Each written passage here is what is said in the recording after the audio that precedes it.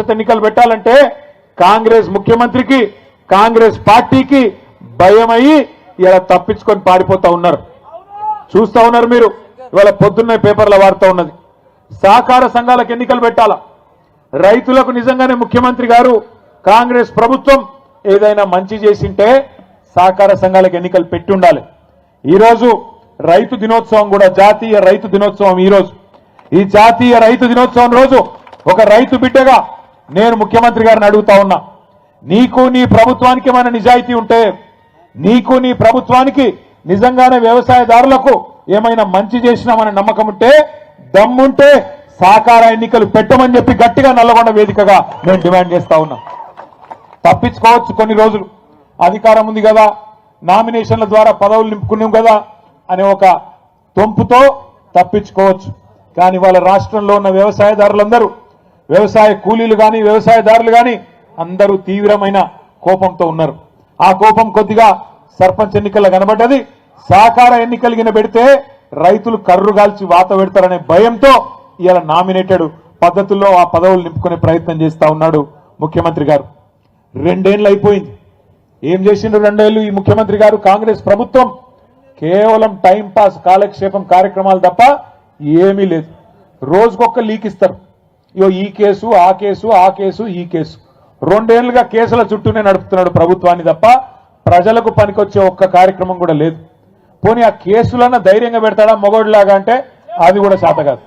రోజుకొక లీక్. ఇగో ఈ కేసు ఇస్తారంట, ట్యాపింగ్ అంట, నోటీస్ అంట. రారాదు కెమెరా ముంగటికి ముఖ్యమంత్రి దమ్ముంటే మొగాడి అయితే రా, వచ్చి చెప్పు, ఇగో ఈ కేసులో కేసు పెడుతున్నా అని చెప్పు. రోజు చూడండి శిఖండి రాజకీయాలు తప్ప మగాడిలాగా మగతనంత రాజకీయాలు చేసే దమ్ము మాత్రం లేదు. రా, ముందుకు రా, కెమెరాల ముంగటికి రా. చిట్ చాట్ల వెనకాల దాక్కునుడు ఎందుకు? ముఖం ముంగ పెట్టుకొని రా, ముంగటి కెమెరా ముంగటికి వచ్చి ఇగో ఈ కేసులో నేను కేసు పెడుతున్నా, నేనే పోలీసు వాళ్ళకి చెప్పినా, నోటీస్ ఇస్తున్నా, నేనే అవసరమైతే జైల్లో పెడతా అని హోంమంత్రి కూడా నువ్వే కదా, వచ్చి చెప్పు ముంగటికి వచ్చి. అది చేత కాదు. వెనకాల కూర్చొని చిట్ చాట్ల పేరిట, కాలక్షేపం కబుర్ల పేరిట ఇలా టైంపాస్ చేస్తా ఉన్నాడు ముఖ్యమంత్రి. ఎందుకో కూడా మీకు తెలుసు ఈ కాలక్షేపాలు, ఎందుకు ఈ డైవర్షన్ గేమ్లు అనేది. ఎందుకంటే ఇవాళ ప్రజలు అడుగుతున్నారు, 6 గ్యారంటీలు అంటివి, 100 రోజులు అంటివి ఏమాయ నాయనా అని అడుగుతున్నారు. సర్పంచ్ ఎన్నికల్లోనే 40% మందికి ఇవాళ బుద్ధి చెప్పినరు. బ్రహ్మాండంగా కాంగ్రెస్ నాయకులను ఎక్కడికక్కడ నిలదీసిరు. అందుకే రోజొక్క టైంపాస్ కార్యక్రమం పెట్టకపోతే ప్రజలు నిలదీస్తారు, అడుగుతారు. పాలమూరు రంగారెడ్డి ఎత్తిపోతల పథకం మీద కేసీఆర్ గారు మొన్న అరటి పండు ఒలిచి నోట్లో పెట్టినట్టు రాష్ట్రం మొత్తంలోని వ్యవసాయదారులకు అర్థమయ్యేటట్టు చెప్పిండు. ఎట్లా బీఆర్ఎస్ ప్రభుత్వం 90% పనులు పూర్తి చేసింది. పాలమూరు జిల్లాలోని 14 నియోజకవర్గాలకు, రంగారెడ్డి జిల్లాలోని 6 గ్రామీణ నియోజకవర్గాలకు, అట్లాగే మన దక్షిణ పశ్చిమ నల్లగొండలో, సౌత్ వెస్ట్ నల్లగొండలో మునుగోడు, దేవరకొండ, కొంత నల్లగొండ నియోజకవర్గం, కొంత నాగార్జున సాగర్ నియోజకవర్గానికి లాభమయ్యే విధంగా డిండి ప్రాజెక్టును కూడా అక్కడ తీసుకున్న నీళ్లతోనే ఎట్లా మేము ప్రయత్నం చేసినాం, ఎట్లా 90% పనులు పూర్తయినాయి, ఎట్లా 10% ఈ 2 ఏళ్లుగా అసలు పని చేయకుండా పండబెట్టినరు. ఇవన్నీ కేసీఆర్ గారు మీకు అర్థమయ్యేటట్టు చెప్పిండ్రు. చెప్పడం మాత్రమే కాదు, కేసీఆర్ గారు ఏమన్నారు, ఆ డిపిఆర్ అంటే డీటెయిల్డ్ ప్రాజెక్ట్ రిపోర్టు ఏదైతే దేని ఆధారంగానైతే మనం అన్ని అనుమతులు తెచ్చినామో దాన్ని కూడా తిప్పి పంపితే 6-7 నెలలుగా కనీసం మాట్లాడే తెలివి లేదు. ఆఖరికి ఆ ప్రాజెక్టుని కుదించే ప్రయత్నం చేస్తున్నావు, తెలంగాణకు ముఖ్యంగా కృష్ణా నీళ్లలో అన్యాయం తలబెట్టే ప్రయత్నం చేస్తున్నామని చెప్పి కేసీఆర్ గారు గర్జిస్తే దానికి సమాధానం చెప్పే సత్తా లేదు. సత్తా లేదు కాబట్టి ఏం చేయాలి? కేసీఆర్ మీద కేసు పెడుతున్నా అని లీక్ ఇవ్వాలి. దాంతో తెల్లారి పేపర్లను కాళ్ళు పట్టుకొని తెల్లారి తాటికాయంత అక్షరాలతోని కేసీఆర్ కు నోటీసులు అని చెప్పి తెల్లారి పేపర్లు రాయించాలి, ప్రజల దృష్టి మల్చాలే. ఇది ఆయన ఉద్దేశం. 6 గ్యారంటీల గురించి ఎవరు మాట్లాడొద్దు, రైతు బంధు గురించి ఎవరు మాట్లాడొద్దు, రైతు కూలీలకు నెలకు ఇస్తానన్న 1000 రూపాయలు, ఇందిరమ్మ ఆత్మీయ భరోసా అని బిల్డప్ ఏదైతే ఇచ్చిండో, లక్షలాది మంది రైతు కూలీలు ఏదైతే ఎదురు చూస్తున్నారో దాని గురించి మాట్లాడొద్దు. 22 లక్షల మంది కౌలు రైతులకు ఇస్తానన్న రైతు బంధు ఎందుకు బంద్ అయింది అని చెప్పి కౌలు రైతులు అడగొద్దు. తులం బంగారం ఏమైంది నాయనా అని ఆడబిడ్డలు అడగొద్దు. అట్లాగే బతుకమ్మ చీర ఏమైంది అని మహిళలు ఎవరు అడగొద్దు. నెలకి ఇస్తానన్న 2,500 ఏమైంది అని గుర్తు చేయొద్దు. 4,000 పింఛన్ అంటివి ఏడవాయరా నాయనా అని పెద్ద మనుషులు అడగొద్దు. ఇస్తానన్న 2 లక్షల ఉద్యోగాలు ఏవి అని పిల్లలు అడగొద్దు. మాకు స్కూటీలు ఇస్తానంటివి ఏవి అని ఆడపిల్లలు అడగొద్దు. అట్లాగే నిరుద్యోగ భృతి అంటివి 4,000 అదెక్కడా అని పిల్లలు అడగొద్దు. ఇస్తానన్న 12 లక్షల అంబేద్కర్ అభయహస్తం దళిత బంధు తీసేసి 12 లక్షలు ఇస్తా అన్నాడు కదా కేసీఆర్ గారు. 10 లక్షలు ఇస్తే నేను 12 లక్షలు ఇస్తా అన్నాడు. ఏమైంది అని దళితులు అడగొద్దు, గిరిజనులు అడగొద్దు. అట్లాగే బీసీలకు 42% ప్రభుత్వ కాంట్రాక్టులలో, విద్యలో, ఉపాధిలో, సర్పంచ్ ఎన్నికల్లో, స్థానిక సంస్థల్లో ఇస్తానన్న రిజర్వేషన్ ఏమైందని బీసీలు అడగొద్దు. పెడతానన్న 20,000 కోట్ల బడ్జెట్ సంవత్సరానికి మొత్తం 5 ఏళ్లలో 1,00,000 కోట్ల బడ్జెట్ ఏమైంది అని బీసీలు అడగొద్దు. ఇస్తానన్న గొర్రెలేమాయ్ అని యాదవులు అడగొద్దు. తెస్తానన్న చేపలేడవాయ్ అని ముదిరాజులు గంగపుత్రులు అడగొద్దు. బీసీ డీలకెళ్ళి ఏలకు మారుస్తానో కదా ఏమాయ్ అని ముదిరాజులు అడగొద్దు. ఇట్లా 420 హామీలు ఏవైతున్నాయో వీటన్నిటి నుంచి దృష్టి మళ్లించాలంటే ఏం చేయాలి? కేసీఆర్ కు నోటీసులు ఇవ్వాలి. అందుకే ఇలా నోటీసులు ఇచ్చి ప్రజలను మళ్ళొక్కసారి పత్రికలను మేనేజ్ చేసి, టీవీలను మేనేజ్ చేసి గందరగోళం చేసే ప్రయత్నం చేస్తున్నాడు ముఖ్యమంత్రి. దయచేసి నేను మీ అందరికి ఒకటే విజ్ఞప్తి చేస్తున్నా. మహాభారతంలో చెప్తారు, అర్జునుడు విలువిద్య నేర్చుకునేటప్పుడు ఒకటే మాట చెప్తారట వాళ్ళ గురువు గారు ద్రోణాచార్యుడు. ఏమని? నీ మొత్తం దృష్టి చిలుక కన్ను మీదనే ఉండాలి. కొడితే చిలుక కన్నునే కొట్టాలి తప్ప ఇంకేది కనబడద్దు. చెట్టు కనబడద్దు, చెట్టు మీద ఉన్న దానికి ఉన్న మరి కొమ్మలు కనబడద్దు, కొమ్మ చుట్టూ ఉన్న ఆకులు కనబడద్దు, ఏది కనబడద్దు. ఆ చెట్టు మీద కూర్చున్న చిలుక కన్నుకే కొట్టాలని చెప్పి తదేక దీక్షతోని దృష్టి పెట్టి కొట్టుమనేదైతే చెప్తాడో మన కేసీఆర్ గారు కూడా మీకు అదే చెప్పమని చెప్పిండు నల్లగొండలో. ఒకటి మన దృష్టి మన మీద ఎన్నన్న కేసులు పెట్టుకొని, కేసులు పెట్టని, అవసరమైతే జైలుకు పంపని, ఏమన్నా కానీ కాంగ్రెస్ ను మాత్రం ప్రజాక్షేత్రంలో 420 హామీలు అమలు చేసేదాకా, నల్లగొండ మహబూబ్ నగర్ జిల్లా రైతాంగానికి కృష్ణా జలాల్లో న్యాయం జరిగేదాకా వదిలిపెట్టే సమస్య లేదు. పోరాటం ఎంతదాకైనా పోదామనే మాట కూడా నేను మళ్ళొక్కసారి మీకు విజ్ఞప్తి చేస్తా ఉన్నా. భయపడకండి, ఎవ్వరితో ఏం కాదు. కాంగ్రెస్ వాళ్ళకి అంత ధైర్యం కూడా లేదు. కేసీఆర్ గారు గర్జిస్తే ఈ జిల్లా మంత్రులు, నీళ్ల మంత్రి కూడా ఈ జిల్లాలోనే ఉన్నాడు. పాపం ఆయనకు నీళ్ల గురించి కూడా తెలియదు. నిన్న ప్రెస్ మీట్ పెట్టి నేను చూస్తా ఉంటా. ఆయనకి ఏం తెలియదు. ఏమన్నంటే నేను ప్రిపేర్ అయ్యి రాలే, రేపొస్తా అంటాడు. మళ్ళా ఒక ఆయననేమో ప్రిపేర్ అయ్యి రాడు, ఇంకొక ఆయనేమో నీళ్లు వాటర్ నేను ఎక్కువ చెప్పా ఆయన గురించి. గిసంటోళ్ళు ఈ జిల్లా మంత్రులు. ఏం తెలుసు వీళ్ళకు? నీళ్ల గురించి తెలుసా? ప్రజల అవస్థల గురించి తెలుసా? అడ్డమైన అబద్ధాలు చెప్పి అర్రాసు పాటవాడి ఇవాళ అడ్డదారిలో అధికారంలోకి వచ్చి కూర్చున్నారు. మీదికెళ్ళి ఇవాళ హుంకరిస్తా ఉన్నారు, బెదిరించే ప్రయత్నం చేస్తున్నారు. బెదిరింపులు అంటే మామూలు బెదిరింపులు కాదు. ఇక్కడ ఎల్లారెడ్డిగూడెంలో యాదగిరిని, ఎల్లమ్మగూడెంలో యాదగిరిని ఏ రకంగా అవమానించినరో ఒక యాదవ సోదరుణ్ణి మీ కళ్ళ ముంగట్నే ఉన్నది. లింగంపల్లిలో, సూర్యాపేట జిల్లాలోని నూతనకల్లి మండలం లింగంపల్లిలో మల్లయ్య యాదవ్ గారిని కిరాతకంగా హత్య చేసినారు.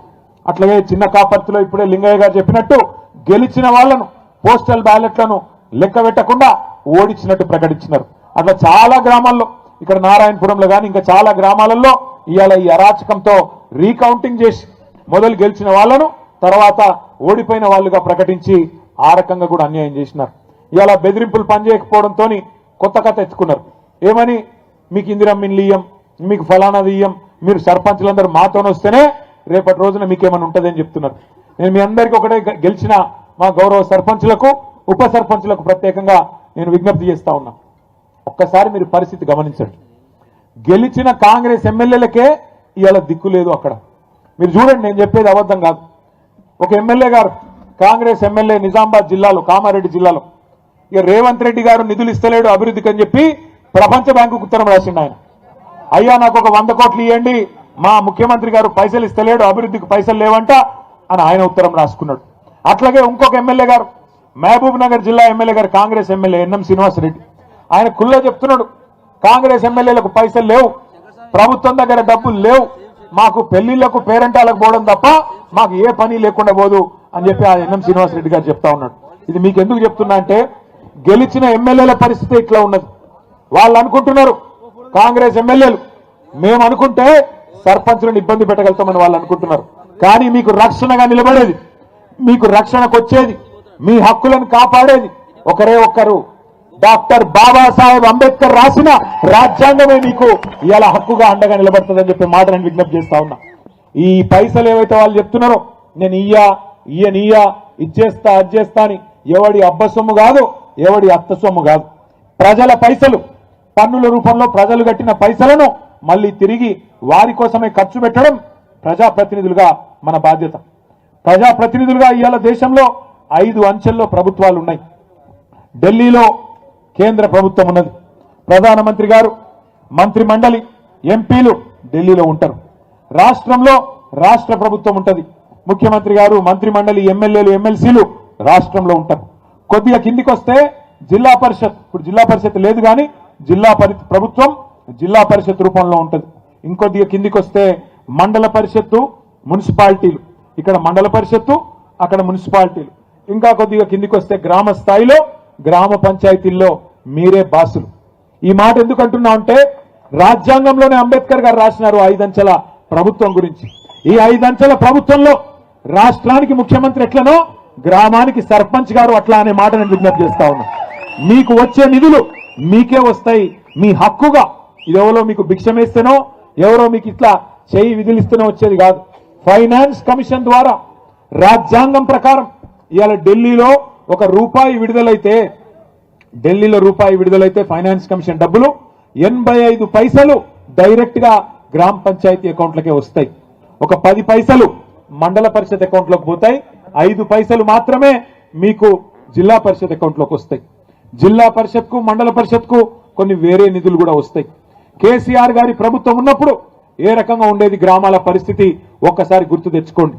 బ్రహ్మాండంగా రూపాయి ఢిల్లీ నుంచి ఫైనాన్స్ కమిషన్ డబ్బులు విడుదలైతే రాష్ట్రంలో పల్లె ప్రగతి పేరిట కేసీఆర్ గారు ప్రోగ్రాం పెట్టి ఆ రూపాయికి ఇంకొక రూపాయి తోడేసి జీతం ఇచ్చినట్టే మొదటి వారంలోనే మీకు గ్రామ పంచాయతీ ఖాతాల్లో డబ్బులు డిపాజిట్ అయ్యేది. సర్పంచులకు నిధులు ఇవ్వడమే కాదు, విధులు కూడా గుర్తు చేయాలన్న ఉద్దేశంతో ప్రతి గ్రామంలో మంచి పనులు కేసీఆర్ గారి నాయకత్వంలో 10 ఏళ్లు మనం చేసుకున్నాం. చెట్లు పెట్టుకున్నాం. ఇవాళ ఏ ఊరికి పోయినా బ్రహ్మాండంగా చెట్లు మనకు స్వాగతం పలుకుతా ఉన్నాయి. 270 కోట్ల మొక్కలు కేసీఆర్ గారి నాయకత్వంలో తెలంగాణకు హరితహారం అనే పేరిట రాష్ట్రం మొత్తంలో పెట్టుకున్నాం. దేశంలో ఎక్కడ లేదు.